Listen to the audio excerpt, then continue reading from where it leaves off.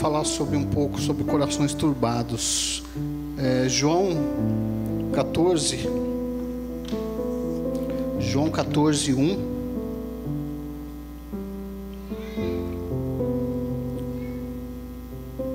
Todos acharam? Amém?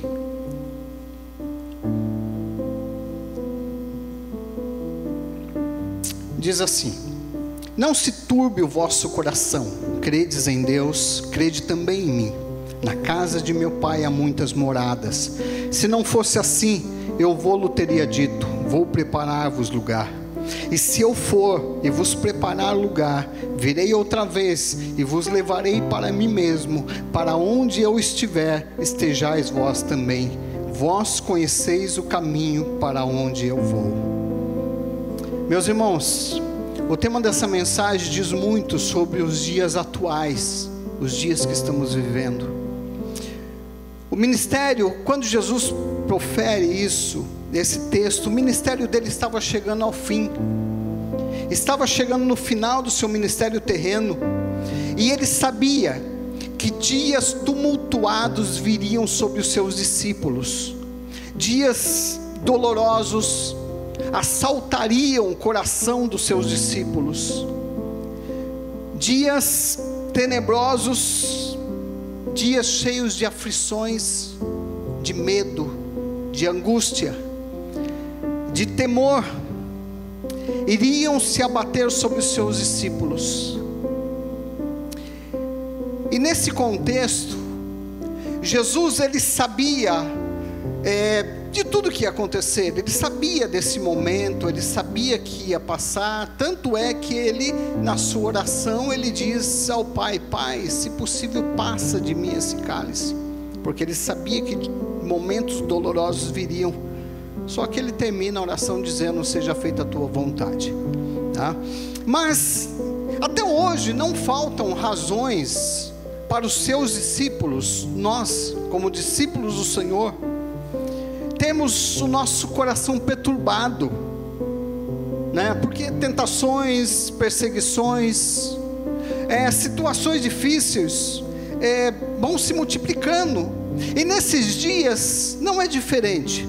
Nós começamos um ano muito difícil, mundialmente falando, e um ano muito difícil para a nossa nação. Catástrofes, acidentes, mortes, demais, e tudo isso vão abatendo o nosso coração, vão perturbando o nosso coração, vão turbando, e com o coração turbado, as nossas forças físicas vão diminuindo, as forças espirituais, e diante de toda essa situação que Jesus iria passar, voltando a Jesus, ele profere agora uma palavra de ânimo aos seus discípulos, dizendo: olha, não se turbe o vosso coração, crede em Deus e crede também em mim. Na casa de meu pai há muitas moradas. Porque os discípulos, eles sabiam, no momento de tanta incerteza, eles iriam ficar sem ainda o Salvador ao seu lado, iriam ficar sem Jesus ao seu lado, sem os conselhos de Jesus, sem os milagres de Jesus, sem a atuação de Jesus, e eles iriam ficar sozinhos. Mas ele diz: não se turbe o vosso coração, tenha fé, crede, porque lá há muitas moradas. Eu vou, mas eu vou voltar, porque eu vou levar vocês para ficar comigo. Eu só vou preparar lugar um tempinho. Ele diz: quando eu for e vos preparar lugar, virei outra vez a vós e vos levarei para mim mesmo, para onde eu estiver, estejais vós também. Aonde eu quero chegar com essa palavra?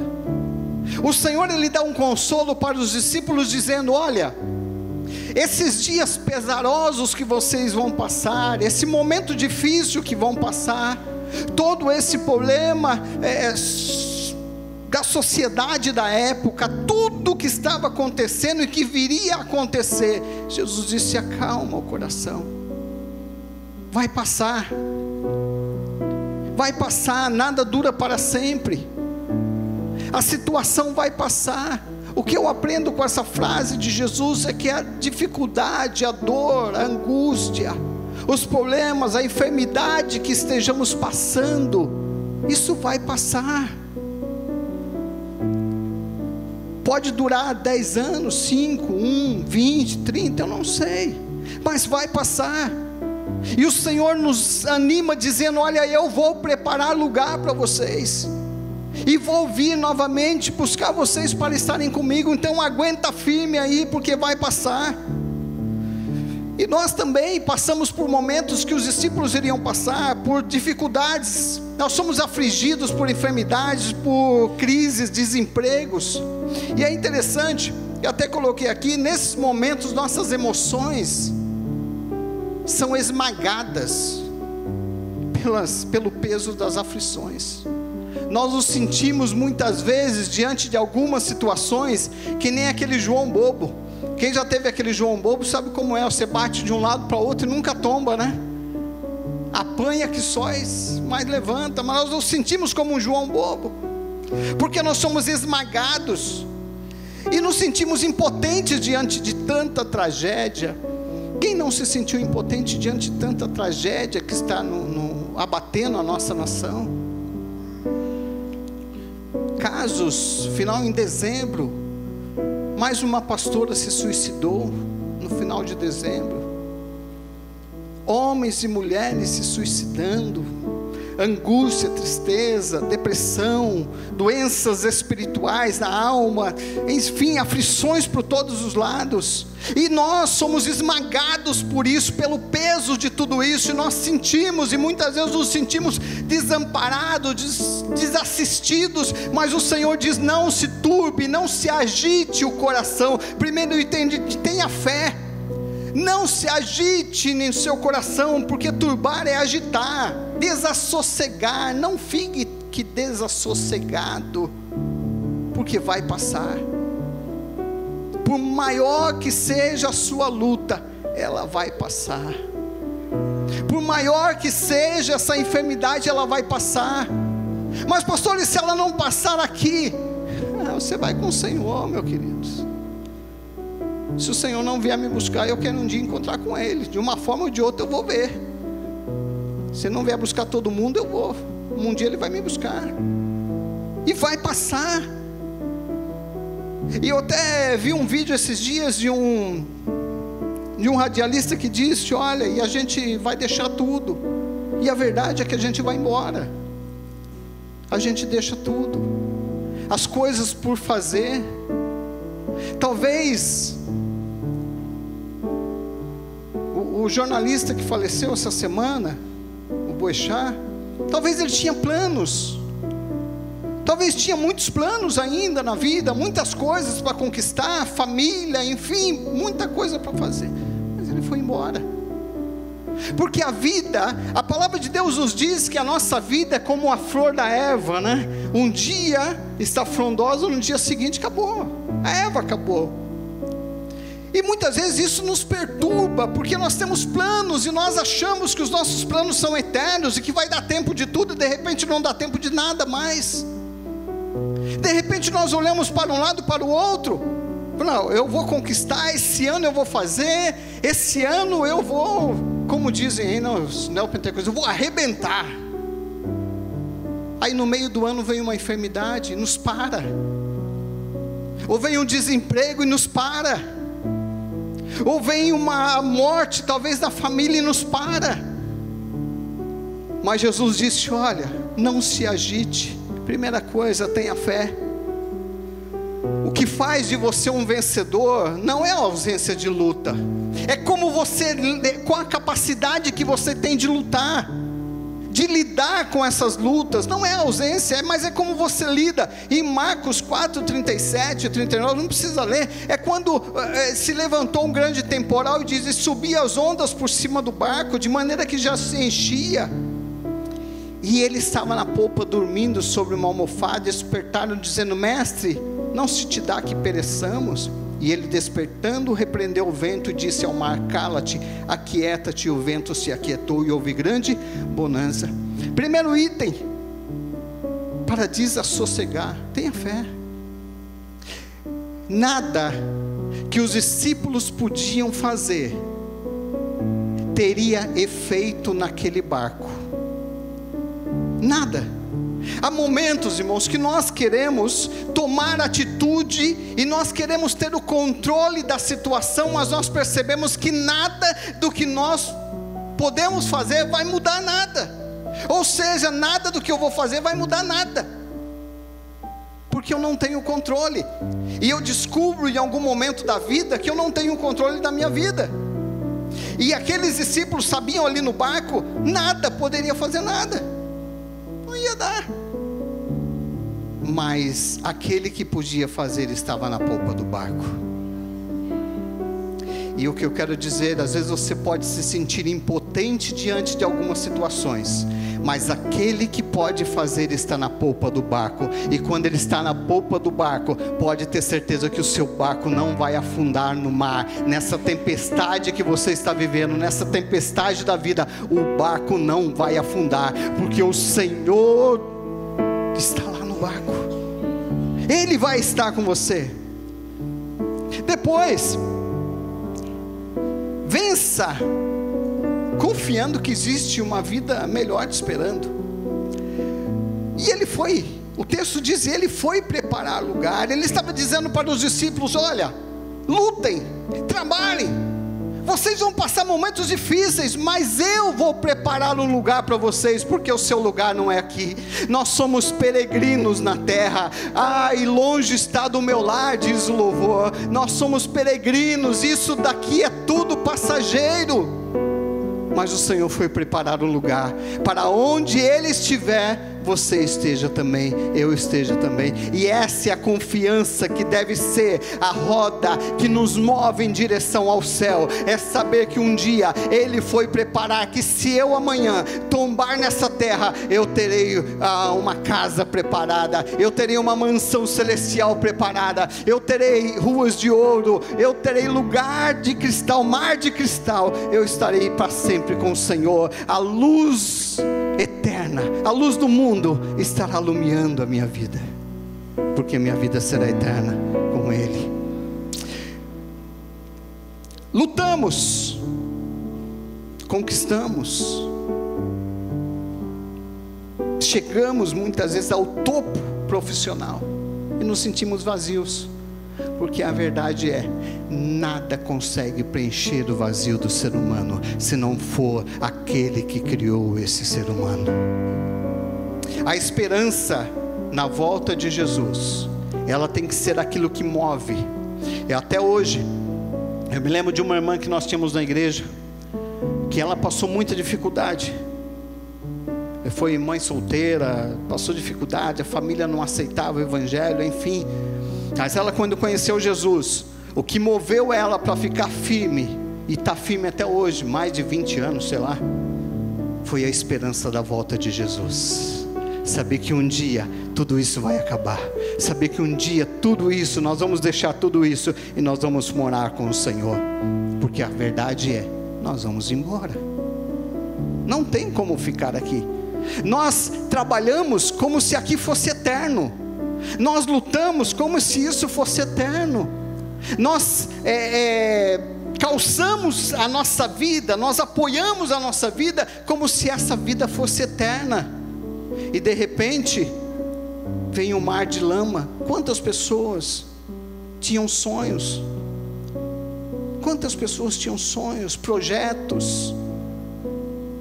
E se acabou. A nossa oração agora é que o Senhor console as famílias, mas os sonhos ficaram. Um dos lugares muito interessante para se ir é cemitério. Eu não sou muito chegado nesse cemitério não, mas eu tive uma experiência muito interessante. Quando minha avó foi sepultada, e minha avó tinha conhecido Jesus, ela se lembrava que um dia, mesmo sem poder falar, ela ainda se lembrou que um dia tinha conhecido Jesus, enfim. Quando ela partiu, e ela foi sepultada num cemitério, lá no Tatuapé, que é um cemitério tradicional de São Paulo, eu não lembro o nome agora. E a ruazinha do cemitério era muito estreita, de um túmulo onde a família tinha para outro. E ali do outro lado tinha um túmulo que era maravilhoso. Eu nunca vi um túmulo tão bonito como aquele, todo azulejado, envidraçado, de umas mulheres lavando, colocando flores, mas era uma coisa espetacular, nem parecia cemitério. O negócio era bonito mesmo, viu? O negócio era bonito mesmo. Mas na hora, eu estava observando aquilo, e eu confesso que eu nem vi o caixão da minha avó descer, porque o Espírito Santo me levou a olhar numa gavetinha que tinha ali, numa portinha, e aquela palavra ecoou no meu coração: sepulcros caiados. Por fora é bonito, mas se você tirar aquela tampinha, só tem ossos, só tem morte, só tem podridão. Meus irmãos, por mais que o nosso túmulo seja bonito, mas nós vamos encontrar com o nosso Criador. Não importa o tamanho do túmulo, não importa a cor do túmulo, não importa a beleza do túmulo, um dia todos encontrarão com o Senhor. E eu fico pensando que o mundo atual nos impulsiona a crescer. Eu acho que você tem que crescer mesmo, você tem que lutar e conquistar, e fazer a faculdade, e trabalhar, enfim. Mas põe a sua esperança no Senhor, que criou os céus e a terra. Terceiro, não tenha medo, se esconda em Deus. Salmos 91:1 diz o quê? Aquele que habita no esconderijo do Altíssimo, a sombra do Onipotente descansará. Hoje em dia milhões de pessoas são vítimas do medo. O medo paira para todos os lados. Nós não podemos sair mais em determinado, dependendo aonde você mora, você não pode sair em determinado lugar. Hoje nós temos que ter grades e grades, tudo, tem que proteger tudo. Tem que colocar grade hoje até na casinha do cachorro, porque estão levando cachorro também. Então uma coisa absurda no nosso país, e o medo impera. Mas Salmos 27:5 diz: porque no dia da adversidade me esconderá no seu pavilhão, no oculto do seu tabernáculo me esconderá, por-me-á sobre uma rocha. O texto está dizendo que o Senhor, no dia da adversidade, Ele me esconderá. Porque por mais que tenhamos grade, por mais que tenhamos janelas, portões automáticos, por mais que você tenha seguro, por mais que você tenha isso ou aquilo, por melhor plano de saúde que você tenha, por melhor tudo que você tenha, mas, e temos que ter, procurar no melhor, mas a verdade é que no dia da adversidade, só o Senhor poderá nos esconder debaixo das suas asas. Estar escondido debaixo das asas do Senhor é encontrar guarita, encontrar tranquilidade, encontrar paz no meio da adversidade. É saber que o que eu estou passando, o meu Senhor está cuidando de mim. O que eu estou, a dificuldade, a doença, o problema, o que eu estou vivendo hoje, o meu Senhor é maior do que tudo isso, e Ele poderá me esconder debaixo das suas asas. Ele poderá me esconder no esconderijo do Altíssimo, e lá eu estarei seguro, eu estarei firme, eu estarei forte, porque o Senhor estará cuidando de mim no seu esconderijo. E é isso que Ele está dizendo: porque no dia da adversidade me esconderá no seu pavilhão, e no oculto do seu tabernáculo me esconderá, me porá sobre uma rocha. É esse o Deus que você serve, o Deus que prometeu que não te deixará, nem te desamparará, diz o Senhor. Habitar no esconderijo do Altíssimo é estar em um lugar de segurança, é saber que os medos que vivemos hoje, eles também vão passar, porque o meu Senhor, Ele permanece. E Ele disse para os discípulos: olha, eu vou, vocês vão passar medo, vocês vão ter medo, a coisa vai ficar feia. Jesus só faltou falar para ele: olha, o bicho vai pegar para o lado de vocês. Se fosse na nossa linguagem hoje, Jesus ia falar: meus filhos, o negócio vai estar feio, o bicho vai pegar para o lado de vocês, mas não esquenta, porque eu vou preparar lugar. Isso tudo vai passar, e no dia que isso passar, vocês estarão comigo eternamente. Aleluia. Essa é a esperança do crente, porque habitar no esconderijo é estar no lugar de abrigo. Isaías 3:6 diz assim: haverá um tabernáculo para a sombra, contra o calor do dia, e para o refúgio, esconderijo contra a tempestade e chuva. Habitar no esconderijo do Altíssimo é estar no lugar de esperança e nele descansar. Habitar no lugar do esconderijo do Altíssimo é aquilo que eu senti, um pouquinho só, né? Quando a penúltima crise renal que eu tive, que eu já falei isso aqui uma vez, a penúltima crise renal que eu tive foi tão complicado, que eu estava lá no hospital, e a dor atacou de vez. Quem teve crise renal sabe como funciona, né? Aquilo lá, só Deus. Mas quando chegou acho que no ápice da dor, eu comecei a sentir algo tão gostoso, mas era algo tão que começou a me envolver ali, a presença do Senhor, eu entendi que estava me envolvendo ali de uma tal forma, que eu confesso aos irmãos, se eu tivesse passado naquela hora, eu tivesse partido, não tinha nem sentido. A dor deixou de ser, estava doendo, o negócio estava feio, mas de repente ela deixou de ser um problema, porque eu senti a presença do Senhor me envolver ali de uma tal forma, que estava doendo, mas a presença era maior ali. Ah, irmão, que gostoso que foi. Dá para você entender isso? Você está morrendo de dor, está falando que está sentindo algo gostoso? Né, irmã? Principalmente uma crise renal, né?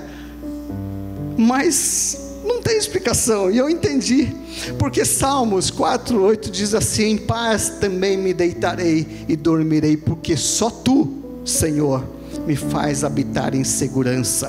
A paz do Senhor nos dá sono tranquilo e nos livra dos nossos inimigos. Jesus disse: aguenta aí um pouco. Depois, João 10:10 diz assim: eu sou o caminho, a verdade e a vida. O quarto item que eu entendo nisso, para que a gente consiga chegar lá, é não se esquecer do caminho. Não podemos nos perder do caminho dessa vida, porque a vida, ela coloca tantos obstáculos, que se nós não tomarmos cuidado, nós nos perdemos no caminho dessa vida, e nós deixamos de viver o melhor de Deus, deixamos de viver, e o melhor de Deus, irmãos, não é a conta recheada. O melhor de Deus não é o carro importado, o melhor de Deus não é a mansão. Tudo isso é bom, glória a Deus para quem tem, graças a Deus, eu sou contra não. Se você não quiser, né? Foi o que o pastor Denis falou, ele dá o número da conta dele, você deposita, não tem problema. Mas o melhor de Deus não é isso. O melhor de Deus é você saber e sentir que quando você partir dessa vida, o Senhor te preparou um lugar. E muito mais, é você ter entranhado, grudado, colado no seu coração essa verdade. Aí as lutas ficam mais fáceis, os problemas ficam mais fáceis de ser passado, porque eu sei que do outro lado da montanha, o meu Senhor está me esperando. Eu vou conseguir, eu vou subir a montanha desta vida, eu vou passar os problemas dessa vida. Não é porque eu sou hiper corajoso, nem que eu sou super-herói, não, pelo contrário. Mas como eu sei que o meu Senhor está lá do outro lado, ainda que de alguma forma eu me arraste, mas eu vou subir a montanha, porque eu sei que Ele está me esperando do outro lado. E Ele disse: olha, lá do outro lado tem um lugar preparado para você. Procure, ande na verdade. O mundo de hoje está trazendo tantas coisas, né? E para concluir, as lutas dessa vida, elas muitas vezes podem nos fazer beber águas amargas. O nosso coração pode se encher de angústia, sim, de tristeza, mas crer faz toda a diferença. Nós não somos diferentes. Às vezes quem está pregando aqui não é diferente, tem as suas lutas diárias, muitas vezes chora também, muitas vezes olha e fala: Senhor, e agora? Mas como nós lidamos com isso, que faz diferença, irmãos, porque porque não se turbe o vosso coração. Quando Jesus disse isso, Ele não lançou palavras ao ermo, Ele não lançou palavras ao vento. Ele sabia o que estava falando, porque Ele prometeu, foram palavras lançadas por aquele que prometeu vida, por aquele que prometeu lugar, por aquele que prometeu voltar, por aquele que prometeu que a coisa não ia ser fácil, mas Ele estaria conosco todos os dias da nossa vida. As palavras foram lançadas por alguém que tinha condições, todas as condições de lançar essa palavra, porque ele sabia o que estava falando. Ele disse: não se turbe o seu coração. Eu não sei, a palavra de Deus diz em Salmo 125:1, que aqueles que confiam no Senhor serão como os montes de Sião, que não se abalam, mas permanece para sempre. Veja só, o texto em Jó 14 diz assim: porque há esperança para a árvore que, se for cortada, ainda torne a brotar, e que não cessem os seus renovos, ainda que envelheça a sua raiz na terra e morra o seu tronco no pó, contudo, ao cheiro das águas brotará e lançará ramos como uma planta nova. O Senhor nos promete, o Senhor nos faz entender através desse texto de Jó, que ainda que as lutas sejam difíceis, ainda que os problemas sejam terríveis, porque não há como falar que você não se abala, quando o médico diz: olha, é câncer, quando o médico diz: olha, não tem jeito, olha, você vai ter que tirar um rim, olha, você vai precisar de um transplante. Não tem como não se abalar, e Jesus sabia disso, por isso Ele disse: não se turbe o vosso coração. Ele queria dizer: ainda que tudo aqui acabe, mas tem um lugar preparado, eu vou lá e vou voltar, e você vai estar comigo. Então, queridos, os que confiam no Senhor são como os montes de Sião, que não se abalam, ou seja, permanecem nele, confia nele. Por mais difícil que seja a sua luta, confia nele. Por mais difícil que seja o momento que você possa estar passando, ou já ter passado, ou que vai passar, porque eu gostaria de pregar uma palavra e dizer assim: ó, aceite Jesus e nunca mais você terá luta. Se bem que alguns pregam isso, né? Aceita Jesus, nunca mais vai ter problema financeiro. Aceita Jesus, está tudo resolvido. Então não foi o mesmo Jesus que eu aceitei, não, porque o meu Jesus disse: no mundo vocês vão ter aflições, no mundo vai ficar feio, mas tem bom ânimo, porque eu venci, tenha bom ânimo. Vocês vão ter momentos, aflições. A Bíblia toda, é lógico que o texto não é exatamente esse, mas a Bíblia toda está recheada de textos que nos dá essa indicação, que nós vamos ter problemas, dificuldades, aflições, mas Ele estará conosco todos os dias até a consumação do século. Então creia, meus irmãos, por mais difícil que seja, por que eu estou falando isso? Porque eu sei, eu já passei momentos muito difíceis, que se não fosse acreditar, momentos que eu quase morri, literalmente, momentos que a minha esposa quase morreu, momentos difíceis, em família, no geral, família, na sua totalidade, mas em todos os momentos, o Senhor dizia assim: não turbe, não se agite, eu estou com vocês, então creia nisso, o Senhor estará com você todos os dias, é isso que faz a diferença na vida do cristão. A diferença, você sabe que a diferença da vida do cristão, não é o que ele tem, não é o que ele possui, não é nem a cura, meu irmão, a gente não precisa ser curado, precisa, eu também preciso, mas você sabe que eu conheço pessoas, eu conheço uma moça que pensa em alguém que tem problema de saúde, multiplica por 2, e depois por mais 4, mais 6, multiplica, e vai multiplicando. Pensa numa moça que tem problema de saúde. Só que o que Deus faz através da vida dela, convertendo enfermeiras, médicos, convertendo pessoas, irmãs, ela é coisa maravilhosa, é coisa fantástica, e ela é feliz, Então, meus irmãos, não turbe o vosso coração, creia em Deus, creia que Ele pode fazer muito mais, e se Ele não fizer aqui, Ele foi preparar um lugar para nós lá, e se a coisa apertar aqui, e a gente partir, nós vamos chegar lá, não sei quando, mas eu vou chegar lá. Mas é lógico, o Senhor é poderoso para nos abençoar aqui, para nos curar aqui, para nos abençoar financeiramente, para nos abençoar na saúde, enfim. Mas o nosso foco tem que estar nisso.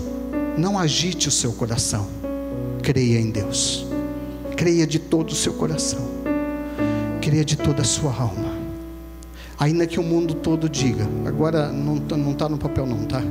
Ainda que o mundo todo diga para você que não vale a pena, creia, diga, brade ao mundo, brade às pessoas, brade à sua família, diga: eu creio, eu acredito, ainda que ninguém na minha família acredite, eu acredito, ainda que ninguém no meu emprego acredita, eu acredito, porque eu acredito no Deus que prometeu, e o Deus que prometeu é fiel para cumprir a sua palavra, e o Deus que prometeu, Ele é fiel para fazer infinitamente mais.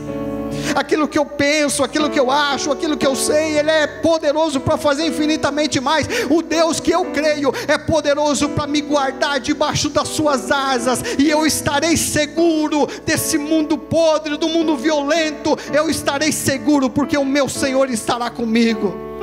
Ainda que ninguém mais creia, ainda que ninguém na sua casa creia, no seu trabalho, ainda que ninguém mais no seu convívio, e ainda que ninguém mais à sua volta, às vezes até dentro da própria igreja, não creia, mas continua crendo, porque o milagre vai acontecer, a coisa vai acontecer. Ainda que alguém diga: você é louco, não vai acontecer. Vai sim, porque o meu Jesus disse que vai. Oh meu Deus, vai. Que jeito? Eu não sei. Quero deixar claro, eu não sei. Nós não podemos traçar metas para Deus, mas que alguma coisa vai acontecer, vai acontecer.